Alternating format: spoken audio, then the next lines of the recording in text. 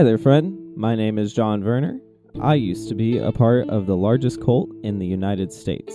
After studying the Bible, Christian history, and ministry, I set my sights on confronting the problematic nature of white evangelicalism in the United States. In 2019, I published my first book as a first step in addressing the subtle issues of this complex system.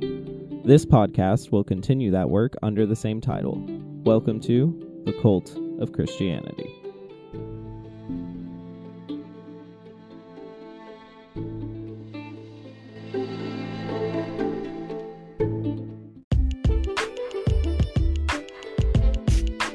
Content warning. While the Cult of Christianity often deals with tough subjects regarding religious trauma and other triggering topics, some episodes may be more explicit than others. This episode contains content that may be distressing to some listeners. This may include multiple mentions of self-harm, suicide, sexual abuse, or other intense concepts. Please only listen if you are in the headspace to do so. Take care of yourself.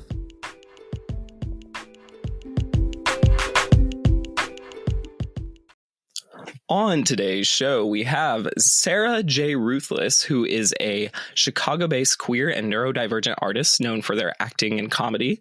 As a freelance artist, production designer, and writer, Sarah brings creativity to every project they tackle. Their side-splitting drunk Bible stories on social media are hilarious twists on biblical narratives that showcase Sarah's comedic brilliance alongside their artistic prowess. Sarah, I'm very excited to have you on the show. Welcome. Thank you so much. I'm so happy to be here. Absolutely. Yeah, this is very exciting for me. Huge fan. So I'm stoked. The question I ask pretty much every guest right off the bat is just, how did you relate to Christianity the first 18 years of your life?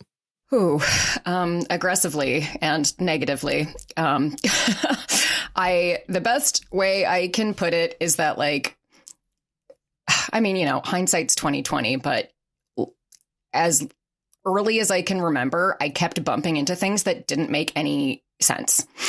We can swear on here, right? Have I already sworn? I'm going to swear. Absolutely. Okay, cool. Amazing. Yes, do your thing. Fuck yeah. As long as I can remember, I kept bumping into things that didn't make any fucking sense. And it felt like every time I came upon something in the Bible or in American cultural evangelicalism or in the church, I just kind of put it into a box that was like, okay, that doesn't make any sense. This part, nope, don't like that. Noah's Ark, he killed everyone. He killed everyone except just this family. Okay, cool, great. Gonna put that in a box. And by the time I got to college and I realized I didn't have to go to church anymore and no one was forcing me, and I had all of this anger and aggression, and I knew it came from the church, but I thought okay, I just need to break up with the church because the church is the problem, but God's not the problem. I'm one of those cool Christians that doesn't need a church. Cut out the middleman. I just want to know God. I don't need all these other people in the way. And tried that for about 5 minutes and realized, I think God is the problem. And it was all of these boxes that I had put the things that didn't make any sense in. I looked around one day and realized I don't live here anymore. All of my stuff isn't here. All of these, I don't have any attachment to this anymore.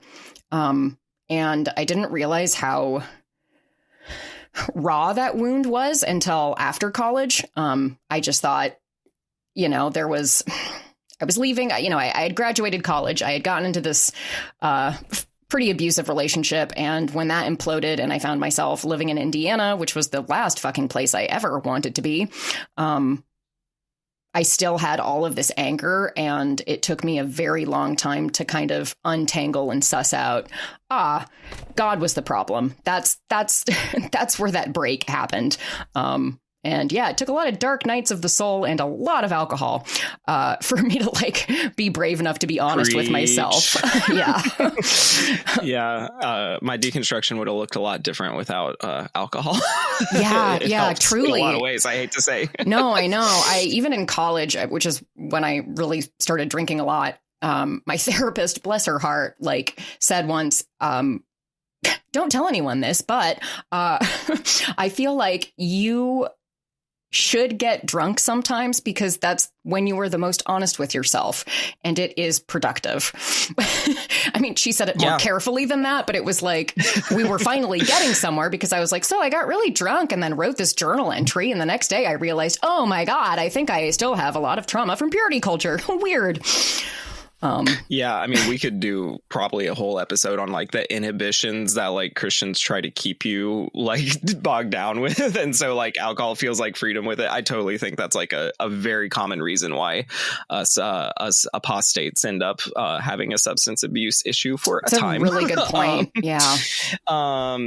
Yeah, well, I'm curious about this childhood of like kind of, you said, putting things in boxes. Like, did you feel that personal relationship with Jesus, or did it feel distant the whole time? Like, how did that interact with these boxes that you had? Yeah.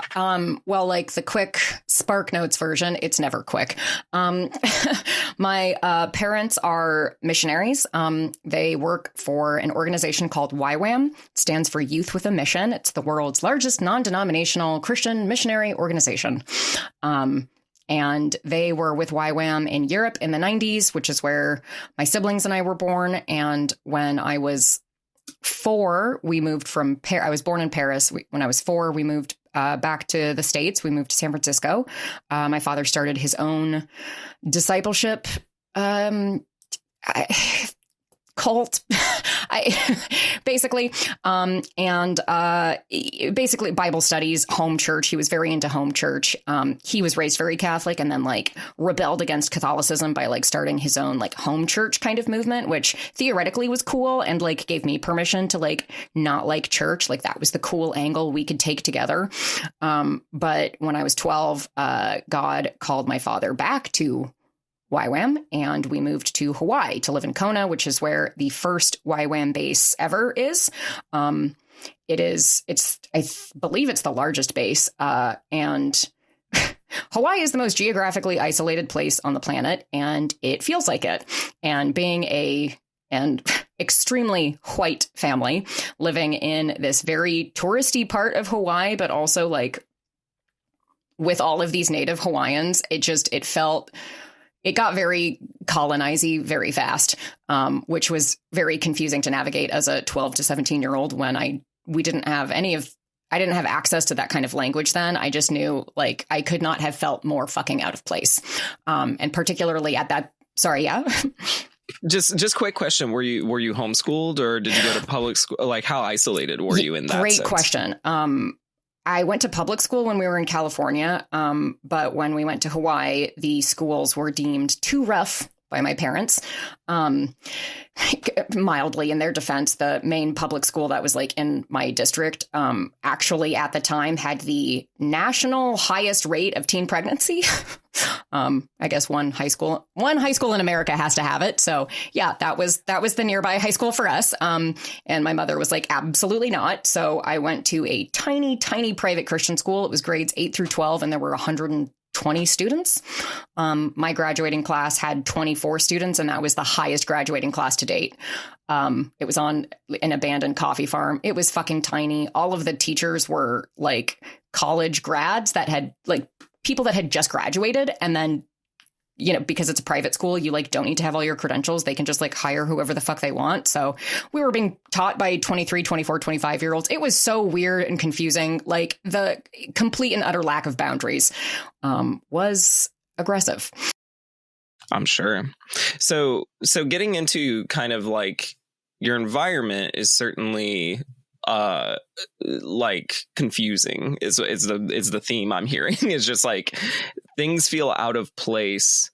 Do you feel like you had kind of like this rebellious spirituality with Jesus or anything like that, especially becoming, you know, a teenager?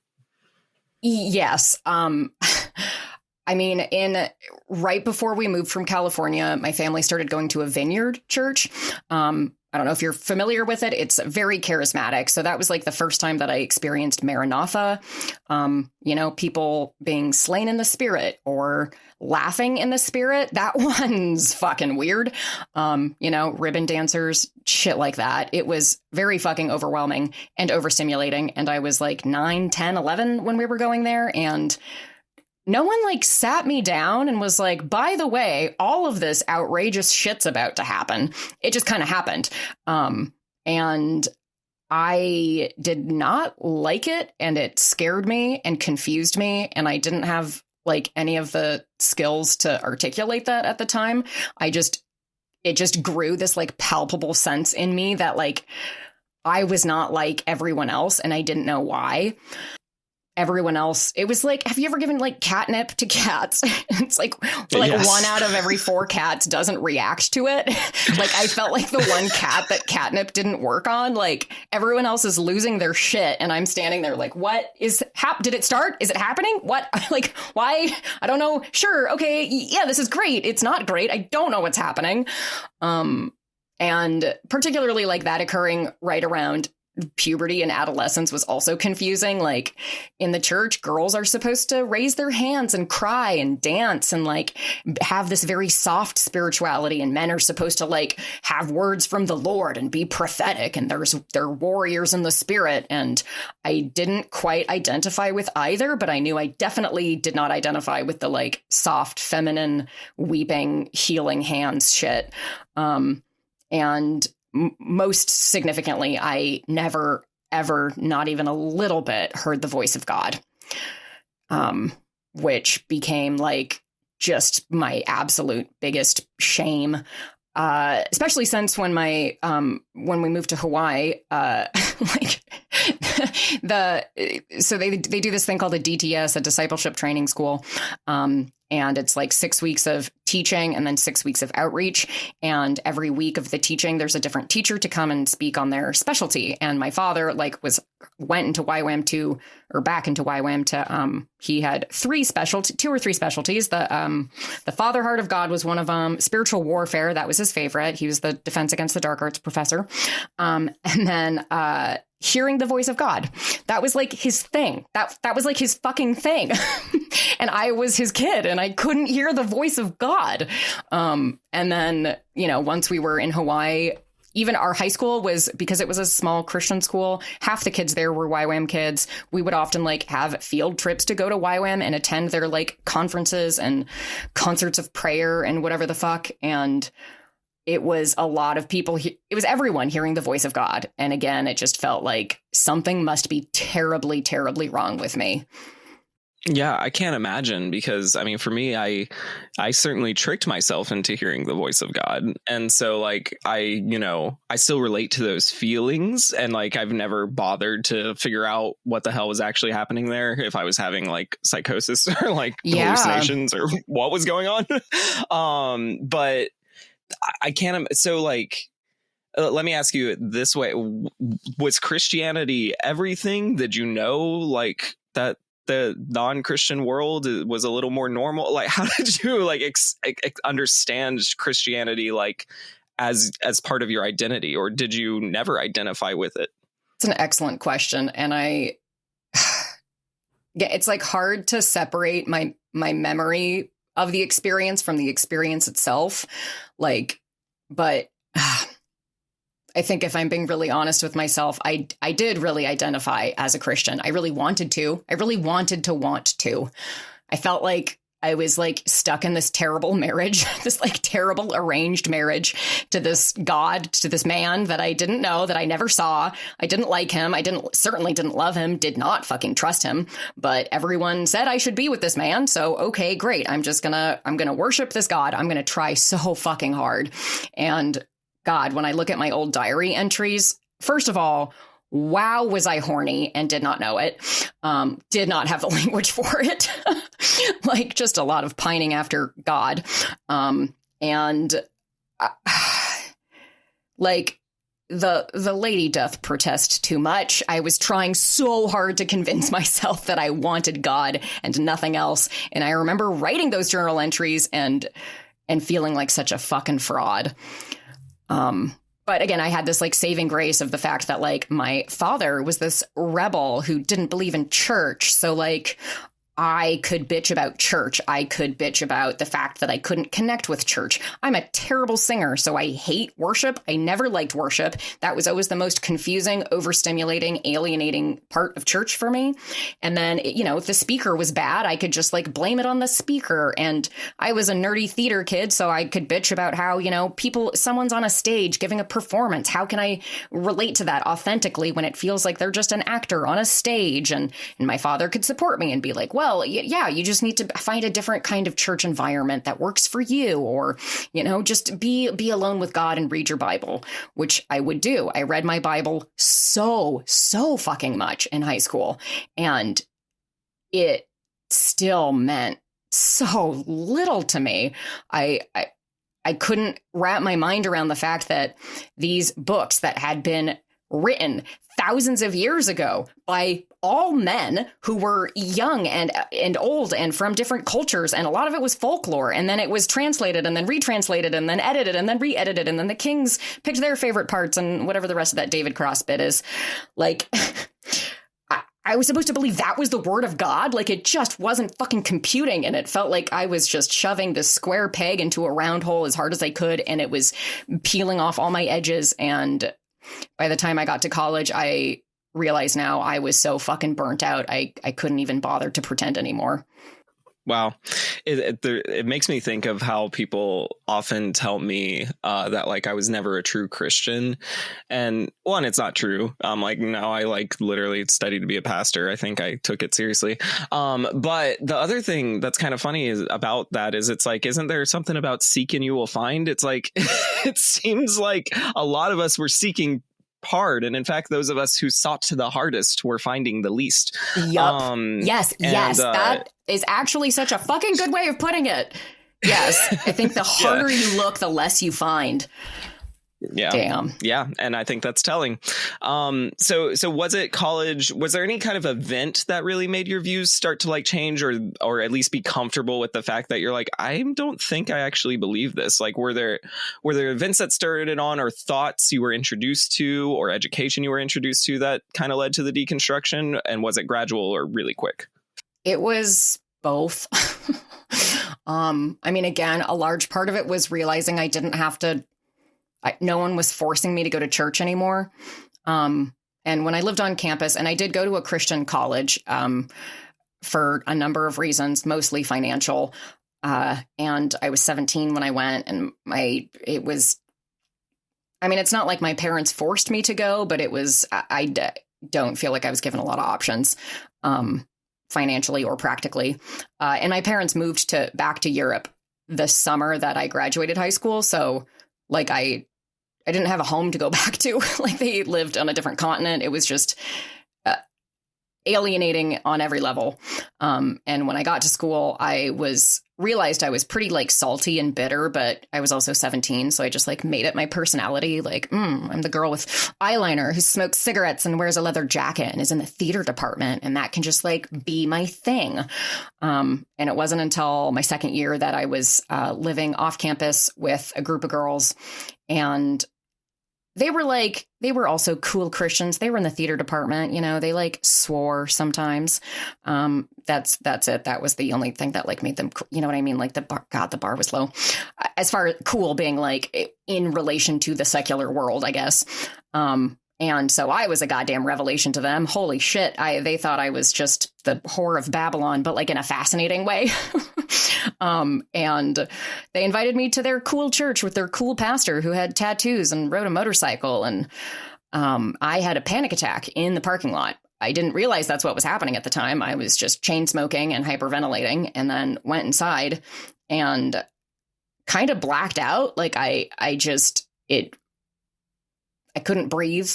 I had a panic attack. And after I left church that day, I remember thinking, I am never doing that again. And I never have. But again, it still felt like, okay, but that's just church though. Like, I broke up with church, but when am I going to break up with God? And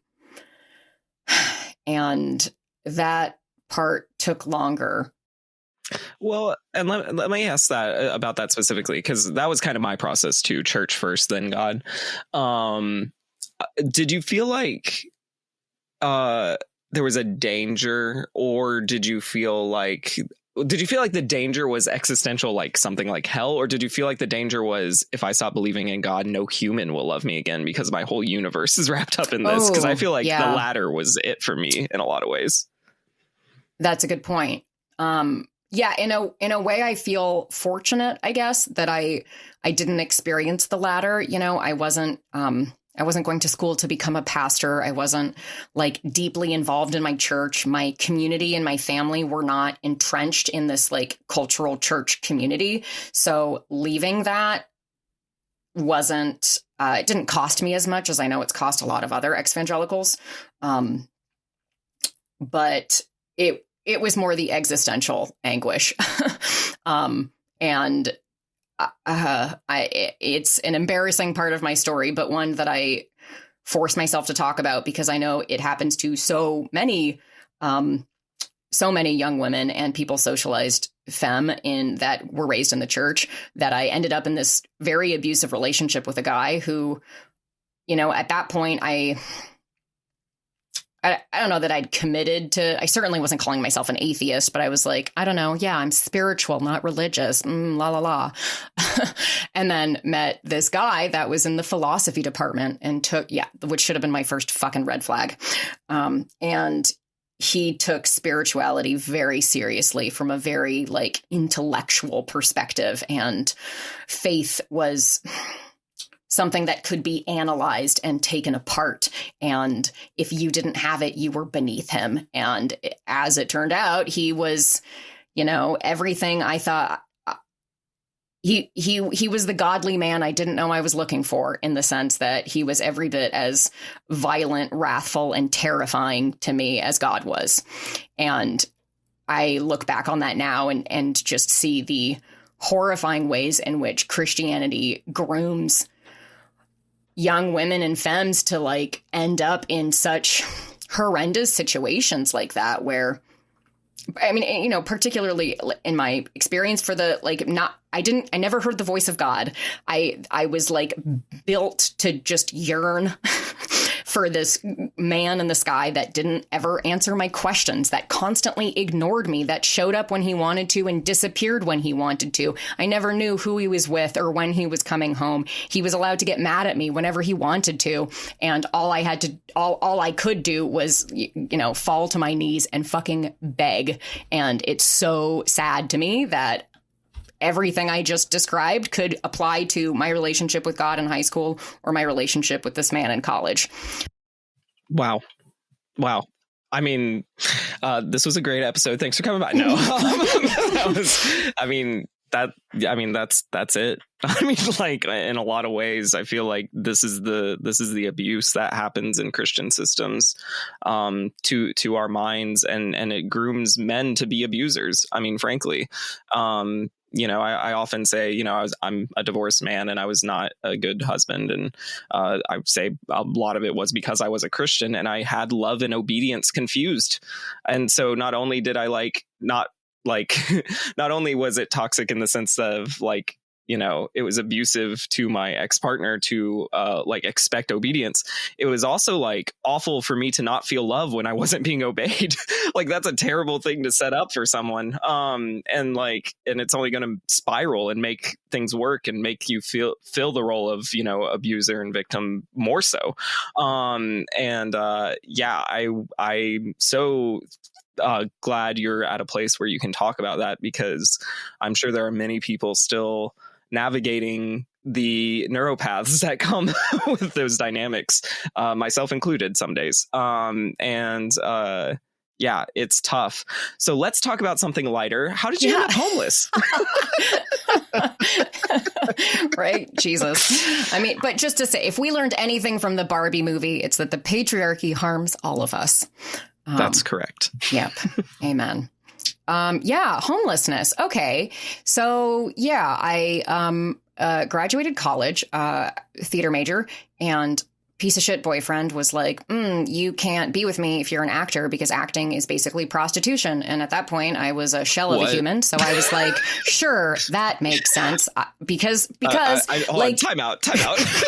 I need 2 seconds more to just process what you just said. Acting is prostitute. Because you're getting paid to kiss people. And I was like, well, first of all, I'm not getting paid anything, but and I'd been taught that love was sacrifice, that love should cost you something. That's what love was, right? No greater love hath any man than this, whatever, lay down your life, pick up your cross and follow me, whatever. I thought it was supposed to cost you something. I thought it was supposed to cost you everything. So I gave up the only dream I'd ever had in my whole life to follow piece of shit across the country. Thought that was a great idea. It was going to go amazing. It lasted 4 horrible months. And then I was broke and dumped. And my sister lived in Indiana at the time. And she had a spare room and I had nowhere to go. So I was just supposed to go there for a couple of months to got back on my feet. I just graduated college. I'm in my 20s. This is what your 20s are for. You're supposed to be sloppy and messy and figuring your shit out. So I moved there in the middle of the polar vortex of 2013. I'd gone to school in Canada. I thought I knew what winter was. I did not. No, I was in it very briefly. My ex was from a Midwestern state that was a victim of the vortex, and I was there for one Christmas, and I will never go to the Midwest in winter ever again. Yeah, it's brutal on a whole different level. And luckily, my sister lived on a street full of bars. That was the one thing the Midwest has going for it, is a deep cultural pride in alcoholism. And also, if you're a young 20-something femme-presenting person, they just give you cocaine, just the worst cocaine you've ever had, but you don't know because you're 22 and you're like, great, drugs and alcohol. This will help. And at that point, I'd kind of just decided, you know what? I'm just going to hit rock bottom. Why not? I've always thought it'd be interesting. Sure. Fuck it. Let's eat, drink, and be merry. Tomorrow, I'm going to fucking die. I never quite had the chutzpah to go all the way through with a suicide, but I could just drink and snort myself to death. Why not? It's a polar vortex. And did a pretty good job of that. Lasted 4 whole months at my sister's before she kicked me out, which sucked. But I understand that where she was at in her limited life experience, and she got married when she was 19 to a good Christian man. It was messy. There was no easy answer to any of that. It wasn't her responsibility to babysit me forever. So I was out on my own, and I moved in with a girl that I worked with that I also had a huge crush on. Don't recommend doing that. But I was desperate and needed a roommate and thought, that's fine. She's straight, but it's fine. We'll work on it. And she had a boyfriend that sucked and was very jealous of our friendship. And we just drank everything. We got really good at figuring out how to drive on my shitty little blue motorbike Vespa piece of shit while balancing a 16-pack of Angry Orchard on our laps. If that paints a emotional picture for you.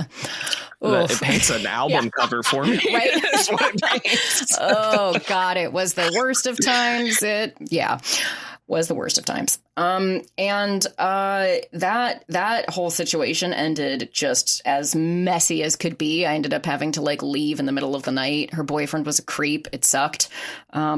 I didn't feel safe there, and I split. And at that point had no friends. Ended up getting fired from the shitty bar I worked at, which was fair and also bullshit, but also fair. Ended up living at this absolutely grotesque motel for about a month, but then I got bed bugs. But luckily I was fucking this bartender who had this terrifying van, and he was like, just put your shit in my van and you can hang out with me. And he really was a saint, and I would honestly be dead if it was not for this goofy motherfucking bartender in Mishawaka, Indiana named Timmy. Shout out to Timmy. Shout out to Timmy. God, what a guy who was had just enough golden retriever energy to find my genuine need to get blackout drunk every night and just like fist fight my spiritual demons. Adorable, and would, make sure that I didn't fall asleep in a gutter. And so I crashed with him pretty often, but there were a lot of nights that I couldn't crash with him, or didn't want to, or whatever. So I ended up, luckily it was the summer. It could have been so much worse. I mean, there's no real winner when it comes to quantifying one's trauma, but I do look back on that period of time and think I was so fucking lucky. Oh my God. There was a night I was trying to bike home. This was before the Vespa. And I was blackout drunk, stopped at a 7-Eleven, hadn't bought a bike lock yet, and thought, I'll just leave my bike out here while I go get cigarettes. The bike was gone by the time I came out, fucking obviously.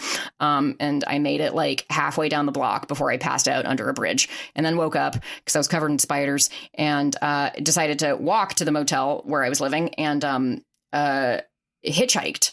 And don't recommend hitchhiking generally, but I will say again, and this is a testament to being, white privilege, pretty privilege, pathetic, tiny white girl presenting person privilege, that I didn't die or get murdered or get fucking raped again or what have you, that the people that picked me up when I was hitchhiking were all incredibly kind and concerned. And I think that was kind of the shift that started happening before I had words for it that made me start breaking up with God, because I had been taught my whole life that like the secular world is evil and bad, and they're out to get you, and they're going to backslide you, and it's going to be so sexy and delicious. But that's Satan. That's just Satan trying to trick you. So you got to stay with the Christians. Don't trust any of these other secular people, especially not them queers or anyone who drinks or does drugs. That's the bad stuff.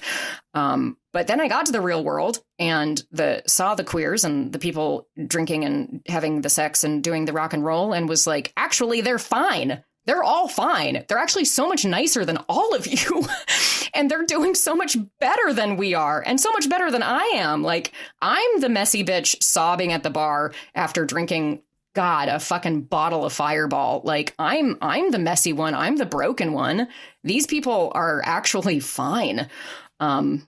So like, tell me more. Tell me more about what's going on in your life. You guys are fine. What's different about your life? Oh, you never got asked to have a personal relationship with Jesus Christ. Uh-oh.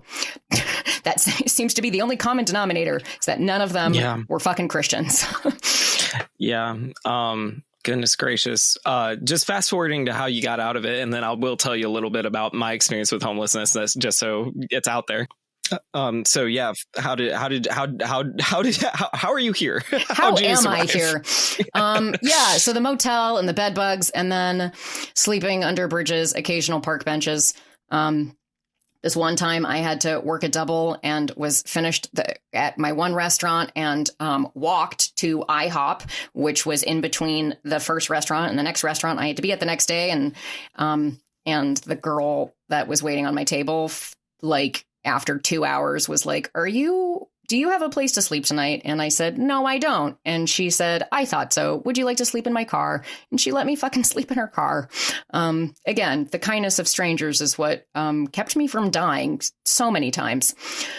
But let's see, after 6 months or so, I was trying to leave Indiana, desperately trying to leave Indiana, and had been working 7 days a week, non-fucking stop, the entire time, which I feel like a lot of people don't, people that don't know anything about homelessness don't understand that, I was working the whole time.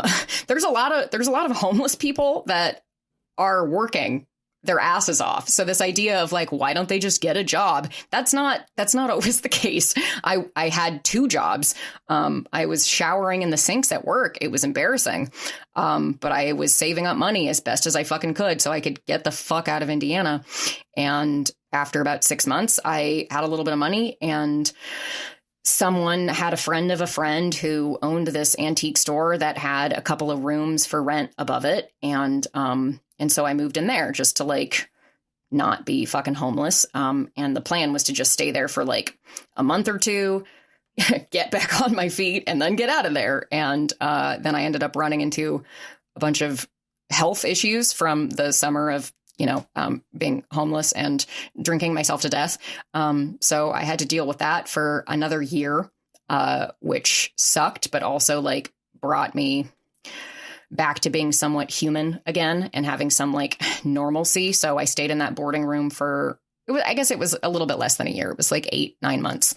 And the whole time I kept thinking, I still wanted to be an actor. I still wanted to be a writer. I couldn't afford LA. I couldn't afford New York. I knew in my heart that if I went back to Canada, I was still too fragile. I would probably end back up with fucker.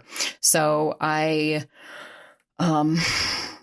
looked around a bit more and had a kind boss in my life who was like, hey, have you heard of this place called Chicago, you idiot? It's 2 hours away. It's affordable. You can be a writer and an actor there, and it's a lot less scary to figure it out. And through his help, a lot of his generosity and help, ended up getting a car, driving to the city, figuring out how to get my own apartment. And by the fall of 2015, crawled my way out of Indiana. Wow. Yeah. There's so many themes that come about in that story. For me, it really, apologies to listeners who have heard any of this before, but essentially it started with me getting divorced and drinking what money I had left. And then literally like having nowhere to be. And then like couch surfing was part one. And yeah, same thing. I was working, but I was couch surfing, and then and for me, unfortunately, it was very psychological. Like I probably could have, if I wasn't under such trauma and stress, I might have been able to like avoid it. But the trauma and stress was real. And like I couldn't clear my head enough to really make steps towards picking myself back up. And definitely had a lot of good support, a lot of good friends. But then like, I had an apartment for 6 months on my own, like never cleaned it once, never did anything once, just slept on the couch, and I just was in a full depressive funk, was drinking, before 10 a.m., all that good stuff. And then after that, kind of moved in with some friends after, my lease was up. And then they were gracious enough. But then it came time for me to leave their place. And thankfully, my dad had bought a van. And so I started living in the van. But like, where was I supposed to park this thing? So the bar that I went to, I literally lived in the bar. God. And like, they let me like park under their, video camera. And like would go to the coffee shop in the morning. And then when the bar was open, go there, help them close. And like, they never charged me anything. I was kind of the unofficial bouncer. And, helped out around and stuff, but it was dark, and like I would pick up odd jobs here or there. I would dog walk. I would like paint. I would like do all sorts of anything I could to get a little money, and then eventually like left town in a van with 75 cents to my name, and just begged, played my guitar on the side of the road, did everything I could to just get back to Atlanta from Washington State. And it was rough, I mean, I told people I was doing van life, but I was like, this is not the Instagram glamorous van life. This is the janky, functionally homeless van life. Mm-hmm. But there was a weird, I needed it, and I don't know how to explain that. I know exactly what you mean. But I needed it. And yes, it was very related to my spiritual deconstruction. And like, yeah, I call dive bars churches sometimes because they really are. They're what churches think they are. And same thing. I was like talking to like high level coke dealers who were like chiller than pastors. And it's like, you wrestle with the paradoxes of that when you're going through a deconstruction. But yeah, without generosity would have died, like straight up. There's really no way around it. And yeah, I've told people, I've said this publicly now, I called the suicide hotline twice during those days and stuff while walking over bridges, and like, it's crazy how like those times are so raw and real and like in the moment, and you can't kind of see past your nose. And at the same time, it is weirdly cathartic. And I started understanding chronic homelessness on a completely different level, where I was like, in so many ways, this is way freer than the other world. And even though it sucks and it's miserable and it's scary and like you really do feel like you could die any day, there's almost something like your animal instincts kick in a little bit and you stop thinking as much. Yes. And when you're an overthinking Christian, it's almost like a relief to just like be able to not think so much and just survive. And it's brutal. I mean, again, glad I'm out, glad I'm alive, glad I'm healthy, glad I'm working on a master's. Like, what the fuck? Amazing. But it's like, it's strange because I still remember those times as almost like better and worse in different ways. So I don't know. I feel like there's overlaps in our stories, even though there's definitely differences. Yeah, there are. You are actually I haven't thought about this part of my life in a while, and you're helping me connect dots that I haven't been able to before. I found out later, after I had been kicked out of my sister's, like many years later, that my sister had called our dad and said, what the fuck do I do with Sarah? And my parents just said, well, put Sarah in rehab, which was not remotely what I fucking needed. But that was just the solution. Like, Christians found out I was doing the alcohol and the drugs, so must do the rehab. That's the only solution, and that's what we do in this situation. And when I not so politely declined, my father told my sister, she needs to hit rock bottom. You need to let her hit rock bottom. And it made me so fucking angry to find out that he had said that, because he was right, but he was saying it for the wrong reasons. Like, I know exactly what you mean. Like, thank you. Like, he was saying it because he thought if I hit rock bottom, then I'd finally find God again, or like, and that's not, I mean, to a degree, yeah, I felt like I was playing hide and seek with God. Like, if God could find Saul on the road to Damascus, if God could find Jonah in the belly of a whale, he can fucking find me getting blackout drunk at a dive bar in the Midwest. And he didn't. He fucking didn't. And I'm still glad that I went to the bottom to look for him, just in case. I had to be very thorough in my search for God. And as it turns out, he was fucking nowhere, as I suspected. Well, and part of my like fucked up, untrue, not real spirituality is that your biggest fears come true in life. And that's just like a thing I believe for no other reason than it's fun to believe it. But I really do think, I mean, it happened to me. My biggest fear was divorce. It happened. Then my biggest fear was homelessness. Happened. And I really think there's almost like, I could go on and on about this, and we'll try to talk more professionally in a minute. But right now, I'm just like, I relate to somebody. But yeah, the feelings of this rock bottom is actually not near as bad as I've been like fear mongered to believe it is. Yes. And like, I need this rock bottom to show you that y'all are wrong. It's spiteful and bitter and rebellious, but that's apparently a personality trait we share. So apparently, yeah. Now let me say statistics to sound smart for a second. Please. Well, so a couple of facts from the National Alliance to End Homelessness. They say homelessness has been on the rise since 2017, and that it's experienced an overall increase of 6%. And in 2022, counts of individuals over 400,000 people, and chronically homeless individuals, which is over 125,000, reached record highs in the history of data collection in 2022. So you and I both know, like, no one came to ask us, hey, are you homeless? And then counted. Yeah, so right. I'm assuming those numbers are low. But, I also think we just have a different picture of homelessness as a stereotype than what it is. And I know some people say houseless. I'm fine saying homeless. I've never met a homeless person say houseless in my life. Neither have I. Thank you so much for saying that. I find that it's very virtue signally. I don't get it. Thank you. I've interacted with so many homeless people and I've never heard them be like, I'm houseless. I'm like, no, what are you doing? What is this? Whatever. I know people are trying to be nice. It's fine. We can overcorrect to be nice, I guess, but easy. But yeah, there's like this image of homeless people that's just not very accurate. So like with your experience and hearing a little of mine, what do you think we need to do as far as talking about homelessness differently? Oh my fucking God. Taking off my glasses. I have some feelings about this. Oh my God. First of all, I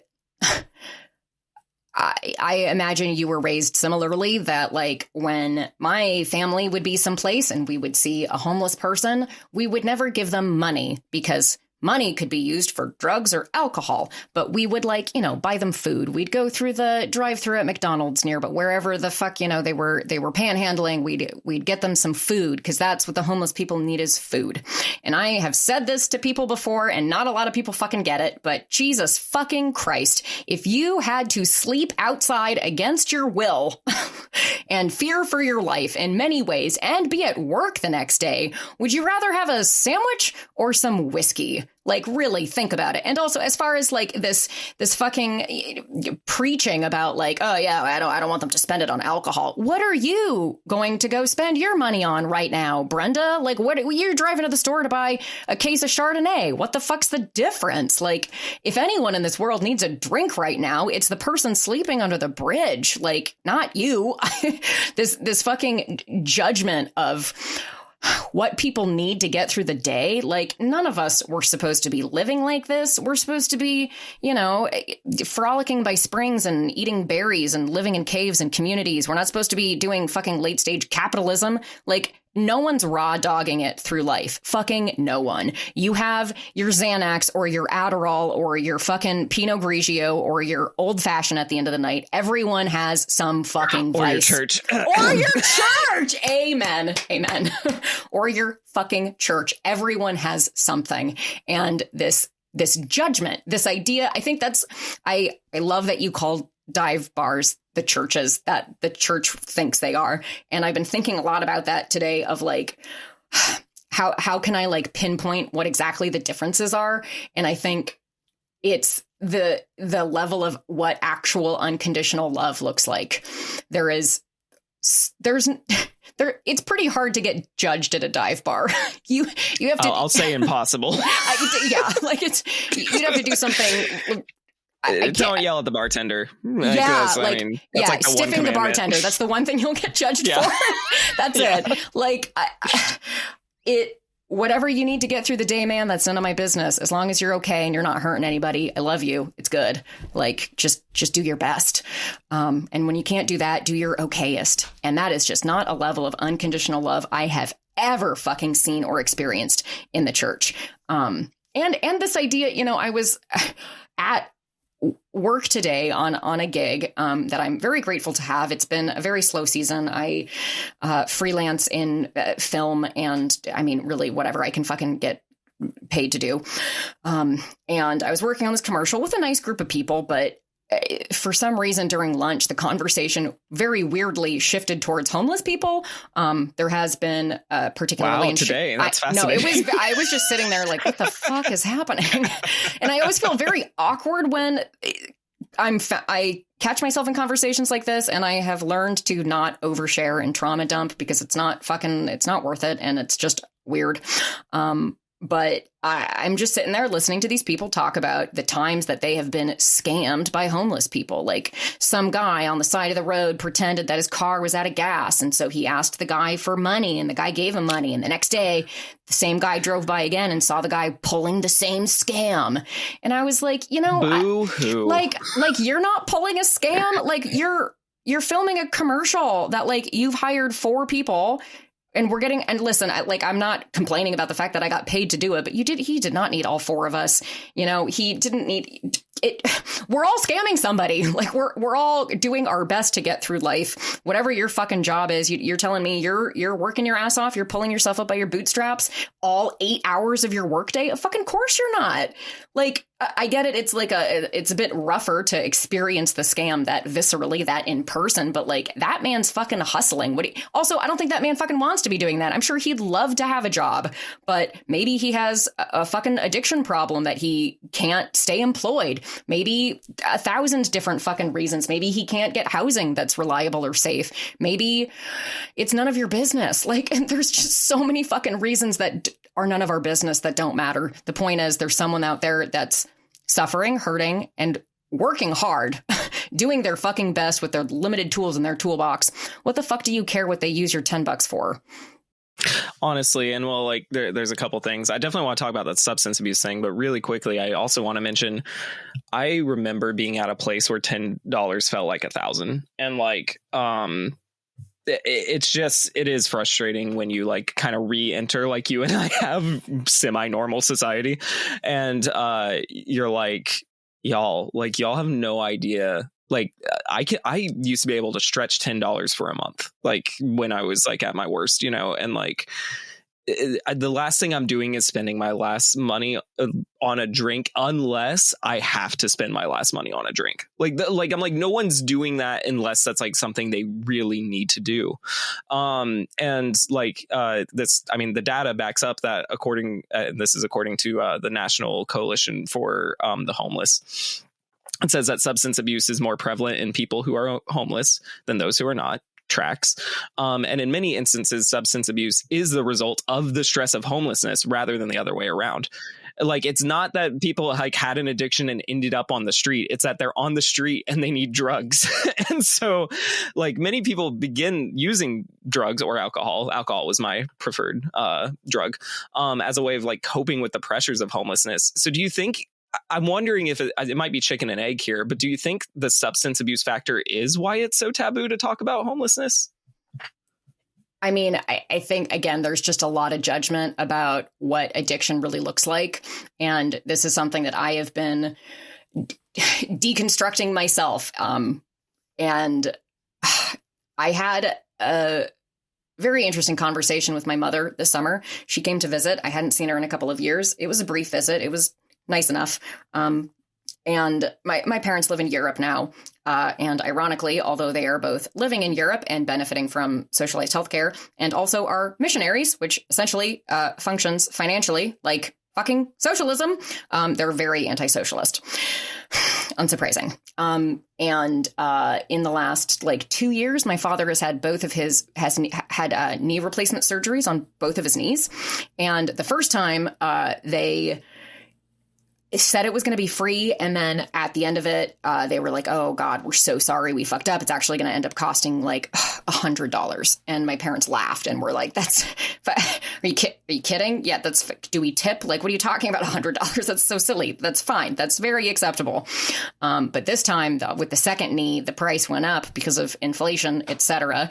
And it ended up being $1,000. And I laughed in my mother's face and said, oh, mother, do you have any idea what knee replacement surgery costs, what it would cost in America? And she was like, I don't know, like 10 grand. And I laughed even harder and said, I haven't even remotely Googled this, but I'm going to say just gut instinct off the top of my head, it would be $40,000. And we stopped and Googled it. And I was right on the fucking money. Google says it's between $30,000 and $50,000 for one knee replacement surgery.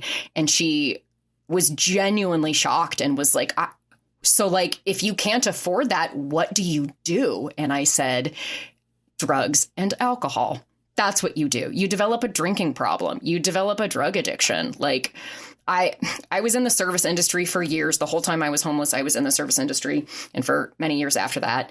And I am convinced that the substance abuse problem in the service industry would be solved if they offered health insurance. Like, that is, I'm not saying that that's the only fucking issue with it, but like that. The reason why people are using drugs and alcohol as much as they are in America, I am convinced, is because like they're in physical pain, if not also emotional pain. Like we're doing our best with what we've got. One of the bartenders I worked with, who had also been homeless a couple times on and off throughout his life, and was living essentially fucking homeless when I met him, had fucked up his back and went back to work, and the doctor gave him Oxy. And then after a month, he ran out of Oxy and had to be back at work bartending 12 hours a day, and was like, well, can't fucking afford that anymore. Oxy on the street, super expensive. You know, it's not heroin. So he was a heroin addict for 5 years. And by the time I met him, he was on methadone, which is also not cheap. Like, it just... No one's doing this like on purpose. No one's like choosing. No one's waking up every day and choosing this because it's awesome. They're choosing it because they fucking have to. And this judgment against why people are doing it, like as if it's a, you know, I have mixed feelings about calling addiction a disease. That feels like a real oversimplification. I feel like addiction is a symptom of a much greater problem. And again, this idea that like you are morally superior because you're not using a substance is deeply problematic to me, and frankly, super fucking unchristian if you read the book. And yeah, I mean, they don't. That's canon at this point. You're not allowed to read it if you're actually a Christian. I agree. And I also think I'm curious about this thing we've mentioned a few times now, is the like, let me put it this way. Why are people reluctant to just talk about housing people without some sort of condition? Like, it's like they gotta work, or they gotta go to church. We can't give things away for free. That'll give them the wrong message. Like what? Yeah. Like what? Like, yeah. You mean Jesus' message? Well, yeah. Is it just like it feels more than just like an excuse. It feels like there's like a deep-seated misunderstanding or something there. Profoundly so. I just saw some clip the other day from resident favorite Mark fucking Driscoll about he was talking to his congregation for whatever fucking reason about student loan debt, and that they're thinking of doing student loan forgiveness. And he goes on this whole tirade about how, these people tried to pay for something that they couldn't fucking afford. I just thought of a real sorry. I Please, just thought of a ahead. joke like right in the moment. I was like, I gotta say this joke or I'll forget it. Mark Driscoll should pay student loans of all Bible college students who ever cited him in one of his plagiarized books. Okay, I'm done. Oh, that's not even a joke. That's facts. That's fucking facts. Yeah. I was also the first person he blocked on Threads, and I want to like. I don't know how congratulations. I don't know how to make that an NFT, but I want to. That should be at the top of your resume. I'm so proud of you. Yeah. Sorry, continue. Wow. No, fuck that fucking man. Like, go to therapy, ask for a hug. Jesus Christ. But like, to literally hear this fucking Christian pastor on a stage in front of all of these squishy brained idiots say like they just want shit for free. These people want to just be forgiven for something that they didn't have the money to afford to pay for. That's not how that works. Like, okay, then explain salvation to me. Explain it to me like I'm 5. What do you... The cognitive dissonance is breaking my brain. Yeah, definitely. Well, let me ask this, because I wonder if this would help. Like, and it's not possible. This is all my solutions are impossible. So that's my job, is to think of impossible solutions.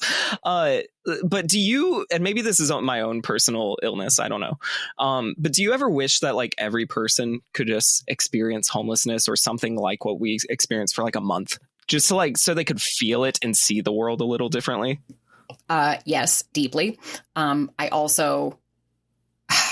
I haven't worked out the kinks of this plan yet, but I feel like there should be some sort of correlation between certain types of white collar crime and than having to like work a shift waiting tables, like the Sunday brunch shift with the after church crowd.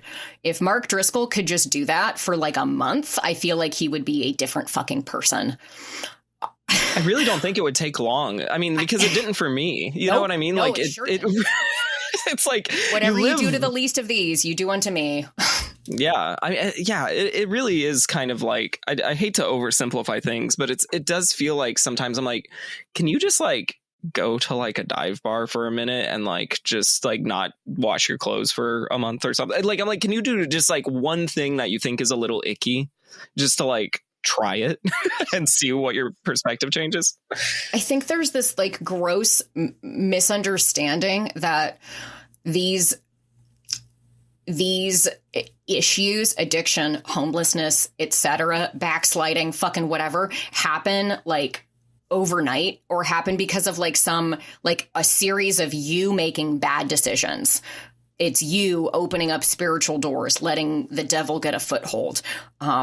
People don't fucking understand that every single one of us are one accident away from our entire lives fucking changing. You are one fire away. You are one losing your job away. You are one getting hit by a fucking car away from your whole life radically changing. You could become disabled overnight. You could lose your housing and your income overnight.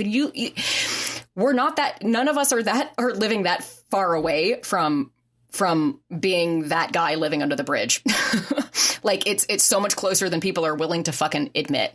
And I think that's why Christians have to pathologize it and like armchair diagnose it as, oh, well, it's just because they made a lot of bad decisions. They didn't let Jesus be the Lord of their life. It's just not that simple. And yeah, so yes, to what you're saying, if they could experience what that's like, I don't even want them to necessarily have to experience homelessness. I want them to have like a reverse It's a Wonderful Life experience. Like I want them to like have to live the 12-hour fucking version of their life of how little would have to go wrong for them to end up getting drunk, blackout drunk every night just to sleep through the night because of the night terrors, because of the trauma, because of what you've fucking been through. None of us are that far away from it. Yeah, I mean, I agree. And I mean, it's sucky that you can't be, because like, I mean, like, obviously, like I could get real red in the face and be like, y'all just aren't empathetic enough. But like, I wasn't either until I experienced it. You know what I mean? And so like, I feel like there is some sort of like dissonance, but obviously the better solution would just be to like try to fucking end homelessness would be like the easier solution than trying to make everyone homeless. Well, who knows in this world, which would be easier. But well, and like, do you think there is like any kind of solutions long term or short term to homelessness crises that are everywhere now? I should have looked up this fact before, and I will look it up after and try and figure out what the exact numbers are. But like I know there have been studies done of like what happens when you give a group of homeless people housing. If you just gave them housing, and how their lives would fucking change. If a human being's immediate basic needs are being met, what's the fucking triangle? The like food, shelter, clothing, transportation, that's not one of them. What, like, if your fucking basic needs are being met, like, then you can get a job. Then you can make your own money again. Then you can fucking get back up on your feet. But you can't pull yourself up by your bootstraps if you don't have any boots. Like, yeah. Well, I'm glad you brought this up, because like one of the first things that frustrated me when I stopped having an address was I no longer got food stamps because I had no address. And it's like, man, I didn't think about that. Yeah. And like the thing with food stamps too is no hot food. You can only buy groceries. Well, if you don't have a home, where the hell are you supposed to put groceries? Yep. When I was in the boarding house or in the boarding room, I had a tiny, like smaller than a dorm fridge. It was like a tiny square, and it didn't have a freezer. And then I had like a microwave from the 50s, so my option for food was very limited. For 13 minutes. Yeah, like it was ridiculous. It was a fire hazard. But like, luckily I worked at restaurants, and so I could just talk to, bring the kitchen guys a beer and get food. But not everyone is in a position to do that. Yeah, and it is funny. I wanted to bring this up earlier too when you were talking about like how much worse it could be. That's another weird thing that I think happens when you're homeless is you're like, at least it's not worse than this. Yeah. Like you almost get weirdly grateful. You're well, at least I have this. And it's like everyone else is kind of looking at you a little strange. Like at least I had a bar to go to that would feed me. And like, it's like there's little things like that you get stupidly grateful for. Or like, again, if someone just like pays for your drink, it feels like they like bought you like a car. Like it's insane how your feelings change about everything. And then you'll see a guy, like you meet other homeless people when you're homeless. This is something that happens. And like I remember like talking to people I remember talking to a guy who was a meth addict who was in a car who offered me meth. First thing he did, I said no thank you. And then I look and he's like, yeah, my leg's starting to deteriorate. And I looked, he had no leg. And he was just like, yeah, so I just sit in the van all day. And this is my partner here, who was another man. And he was like, he was not there. But that was just like kind of normal in those days for me. And you connected to, I don't know. I just wish we could humanize people more is really the simple way to say it. And I feel like homeless people are some of the most dehumanized people the most intersectionally dehumanized people I think that exist. Yep. 100%. I think you said it really well earlier too, of like, when you're in survival, there is like a blessing to, I hate that I just said blessing. Fuck.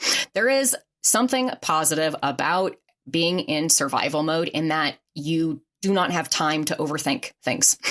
All you can think about are getting your basic needs met and getting through the day and living 24 hours at a time. And there is something about that makes you so much more present in your own life and so much more active in being the main character of your own fucking life, and makes you so grateful for everything. Grateful for the fact that you're not addicted to meth, grateful for the fact that your legs aren't deteriorating, grateful. I mean, for me, when I was looking at other homeless folks, the thing I always thought was, thank God I don't have a fucking kid.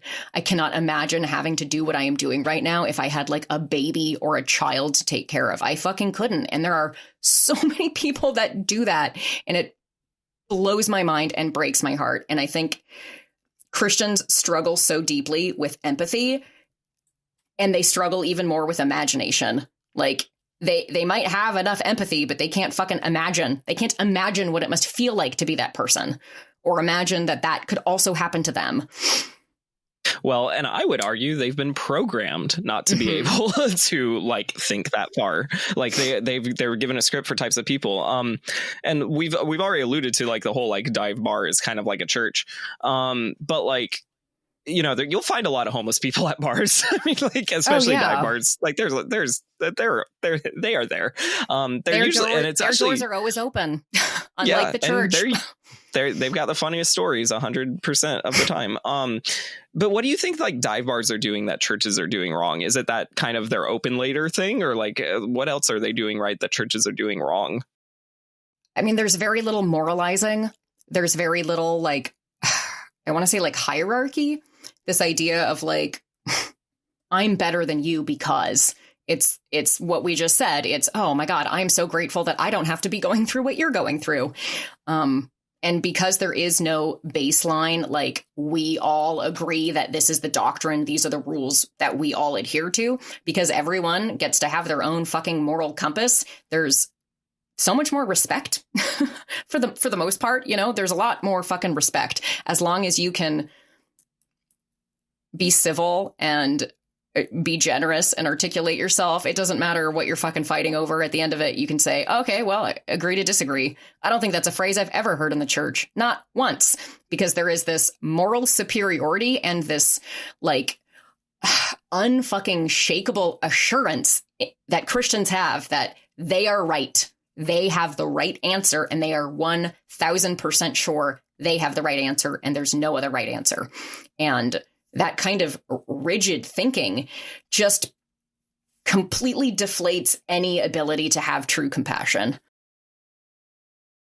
Yep. Yep.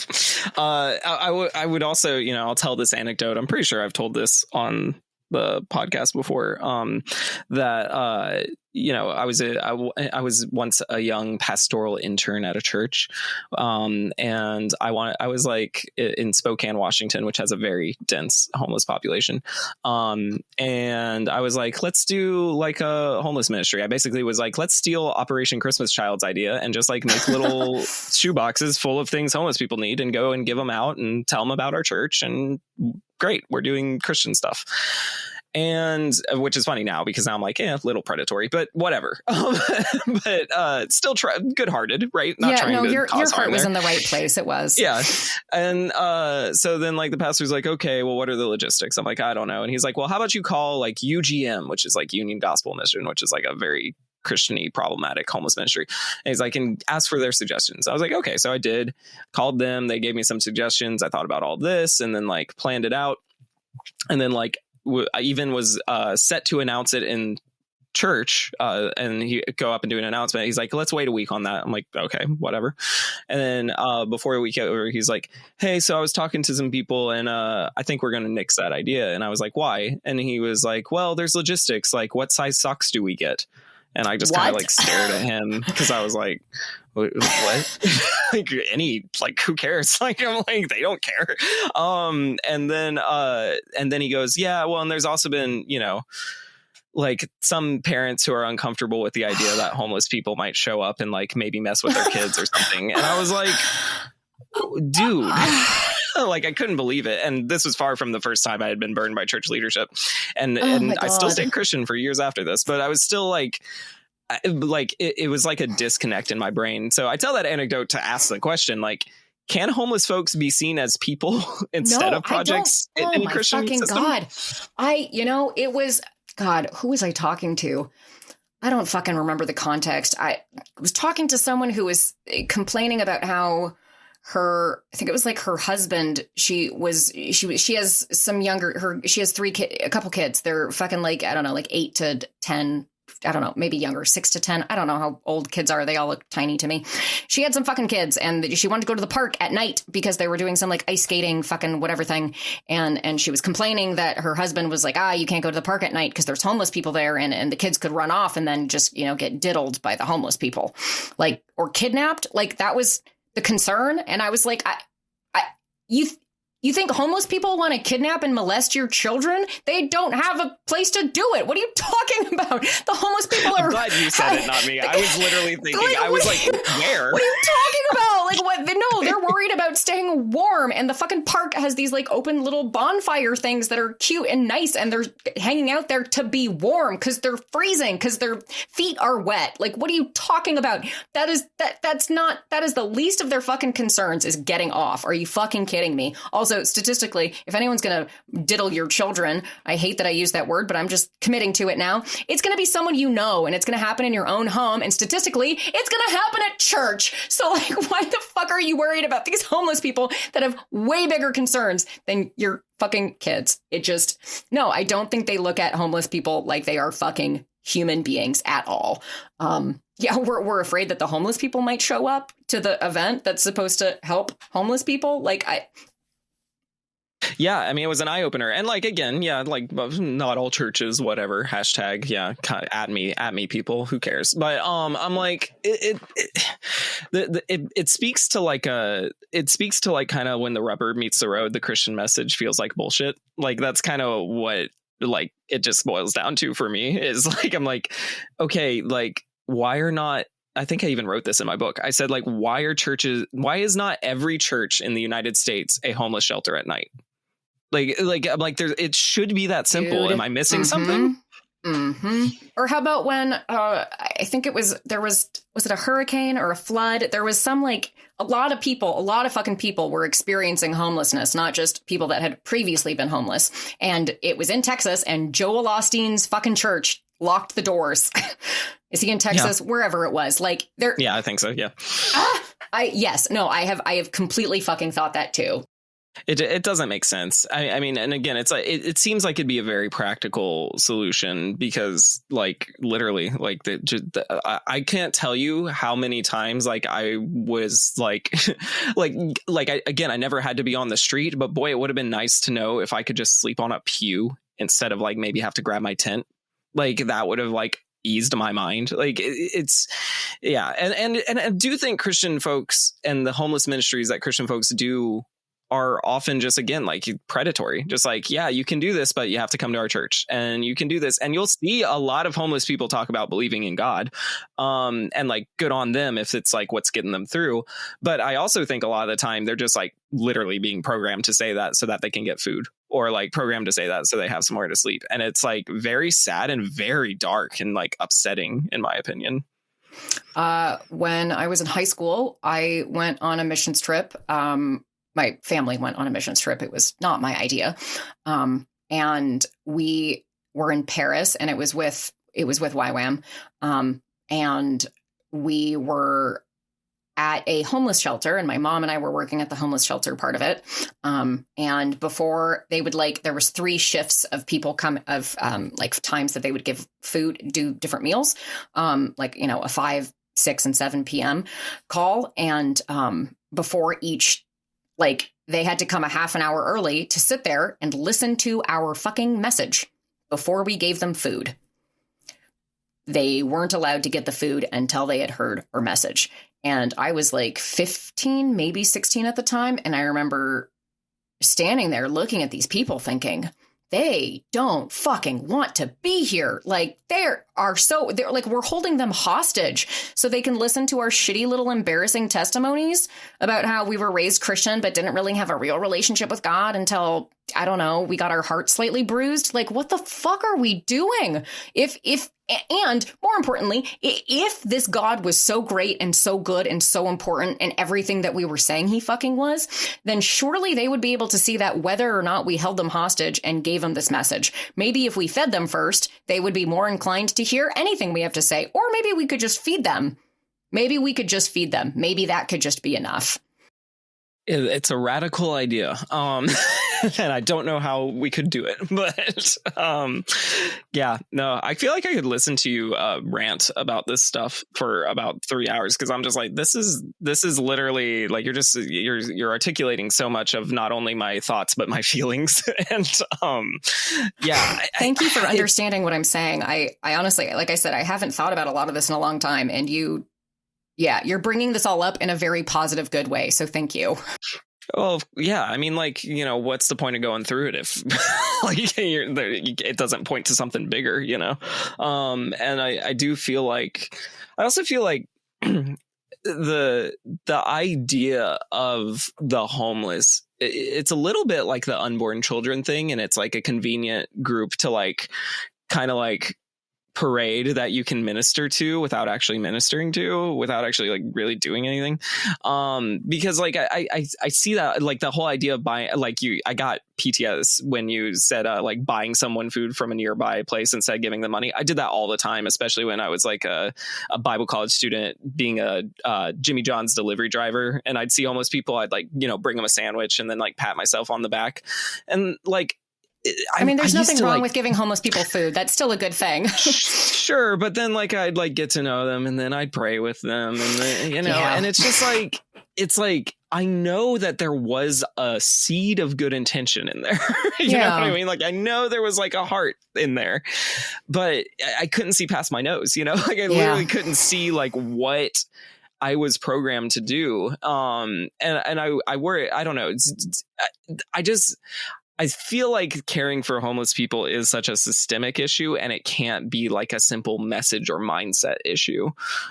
Because frankly, the mindset you get with homelessness is sometimes great. Now, there's a lot of mental health issues that usually come with it, and I'm sure it fucked my brain a little too.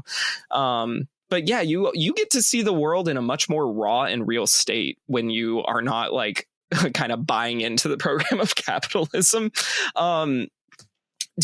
I don't know, we might have mentioned this earlier, but did you find anything kind of spiritual about the experience of being homeless?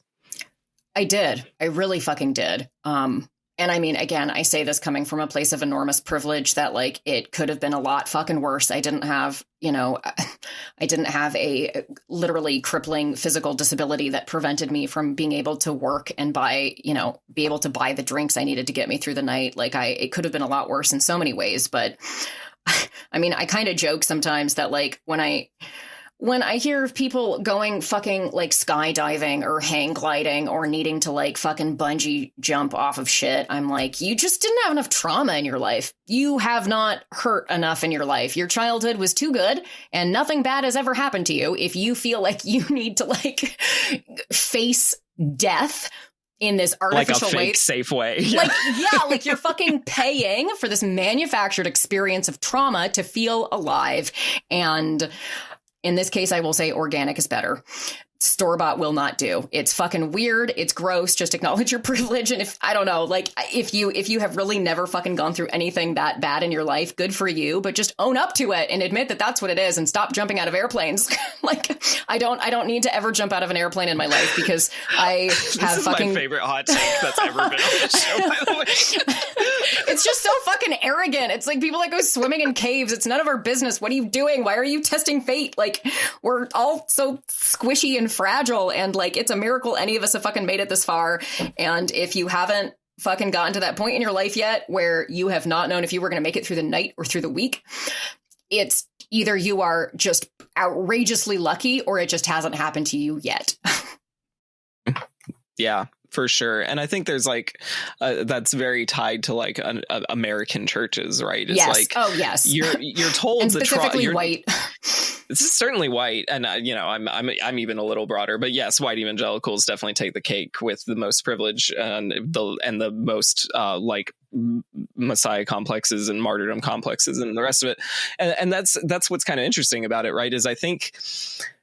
So my theory, my cult conspiracy stuff is like that they worship a guy, Jesus, who was homeless or at least a nomad, and they like that aesthetic of him being like downtrodden and like an underdog, and I think they love that for themselves too. Like they picture themselves as downtrodden and underdogs, but they're really way too scared of the real world to even come close to being downtrodden or an underdog.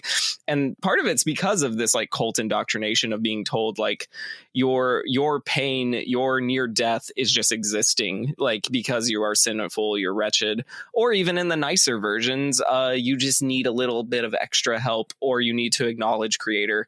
Even if you dress it up a little more positively, I still feel like it's a little bit of like avoidance, and because of that avoidance, I don't think they're equipped to help homeless people. Like I just don't think their psyche or worldview lends itself to that. And in fact, I actually think they create a universe where folks are way more likely to actually end up broken alone like you and I did, and are completely blind to the fact that they are a contributing factor to homelessness. Am I being too harsh there? I don't think so. I think I was, God, I'm trying to remember. I feel like it was after I had been homeless. It must have been. It was the last time I was visiting my parents in Europe. So it was a while. It was before the pandemic. It was a while ago. And they were talking about one of their friends who runs a homeless ministry in one of the bigger cities and where they live. And that this guy who's like a YWAM big figurehead had a lot of frustration with like seeing the people that would come through the like hot food line that were older, that were elderly, that were, you know, that were disabled and struggling. And he would say like, where are your kids? Where are your children? Why aren't they helping you? And then would see these kids come through the lines and be like, what are you doing here? Like he had this very dismissive attitude towards youth that were homeless and was like, you have parents that you can go home to. Why on earth are you like, what are you doing here? You're taking away food from the older people that are struggling, that are alone in this world. Like there is clearly something going on in that guy's life that he has not fucking unpacked yet. But all I could fucking think and was not in a position to say, or if I said it, it fell on deaf fucking ears was, did you ever ask any of those kids if they were gay or if any of those kids were like experiencing abuse in their homes? Like this idea that that a young person would choose homelessness out of what? Audacity, arrogance, because they think it'd be fun. Again, like no one's like choosing this. No one like that. Not, or if they are, they don't have enough fucking choices presented with them. Like if their choice is to be in a hostile environment where they are constantly wanting to kill themselves or literally be living on the streets, not ever knowing if you're going to die or not. yeah, I would pick the streets over the other option. Same to this day. I mean, like, frankly, like if I like the weird thing about being on the streets, literally or metaphorically, is like I'll go back. Like if I had to, like if for whatever reason my situation changed in such a way that was a better option, I'd go back. And I'm not ashamed of that because it's not like the end of your life. It doesn't make you cursed. It doesn't mean you're like othered just because you don't have a home. And it's such a like weird connotation that comes with the word. Again, it's not a morality issue. It's not because like you failed as a person because you're not good enough. I think that might be one of the roots of it for a lot of Christian folks, that like they just weren't good enough. And that's why they're homeless, because they need Jesus. Well, I have a Bible degree, so I don't know what my excuse would be. Yeah, I know, right? Like I had Jesus and it still didn't work. So I spent thousands of dollars trying to get him. So yes, absolutely. And one other kind of note, just like in wrapping up here, I also think that that the reason this issue is weirdly kind of fundamental to pointing out the problem is, again, it's like it makes the hope that Christians present seem just so artificial, like, and so like, but such bullshit. And like, I get tired, and like, obviously I do a lot of work in this space, so I get argued with a lot, and it's fine. It comes with the territory. But it's like people are saying, you're trying to take the hope away from someone. And I'm like, not exactly, but I might be trying to show them it's actually not hope. Because I have a lot more hope in humanity than I did when I was a Christian, which is like, even looking around at the situation now, like seeing people I would never, ever like. It's not like I went homeless and then just found a bunch of like woke liberals and like, you know, was like, yeah, no, like I met some freaking Trumpers in bars who were like nicer than the Trumpers at church. I'm like, oh, big time. It's like the beauty of homelessness, if you want to call it that, is the humanization. And the reason it's humanized is you got nothing to lose. I mean, at that point, typically, and you are so like actually downtrodden, and you are an underdog. And it's something that I don't think just by claiming the identity of Christian, you will ever understand what being downtrodden and an underdog is just from that identity. And and you brought up a good point about like, you know, queer kids who are like growing up in these like homes, and also just like in general, this issue often does reflect a weird view of like the nuclear patriarchal heteronormative family. Of like just this weird expectation that families are all bright and beautiful and nothing bad ever happens. And it's bigger than a church issue, but like churches are like pushing the propaganda that is how life should be, or how life will be if you give them control. And I'm here to say, if you give them control, all they will take is your soul and your happiness and your ability to think critically. So not for me. Yeah, like I don't think it's taking like this idea you said of like you're taking the hope away from people. Like I think we have fundamentally different ideas of what hope means. Like this, I feel like when I was immersed in Christianity, hope was like, it was very much like this damsel in distress energy of like, oh, God is going to save me. In the end, God's going to fix it. In the end, God's going to win. And what do you fucking do until then? And I feel like hitting rock bottom, experiencing the bizarre spirituality of homelessness, like fucking coming to terms with my own fucking self, whatever you want to call it, put the reins of my life back into my own hands. Like I became the author of my own story for the first time. And like that couldn't be more hopeful to me. Well, we can't end any better than that. So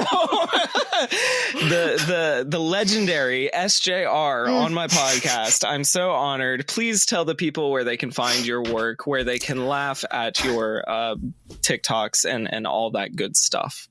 Thank you. Yes, this has been so wonderful. I'm so glad we found each other. Thank you. I am on Instagram and TikTok at Sarah J Ruthless. That is Sarah with an H spelled correctly. And I'm kind of toying around with the idea of changing my TikTok handle to Drunk Bible Stories, because that's, I feel like, what most people know me as. But I fucked up trying to change it the last time, and now I have to wait a month. So it's Sarah J Ruthless or Drunk Bible Stories. I think if you put Drunk Bible Stories into TikTok, I'm pretty sure I'm the first thing that comes up. And I'm also on YouTube, and I have a website. It's all Sarah J Ruthless. Can't miss it. Thank you so much for coming on. This is one of my favorite episodes I've ever recorded, and I don't say that to everyone, just most people. I believe you. Thank you so much for having me. This has been the highlight of my week. Thank you so much. Aw, same. And thank you, listener, for stopping by. I will talk to you all soon.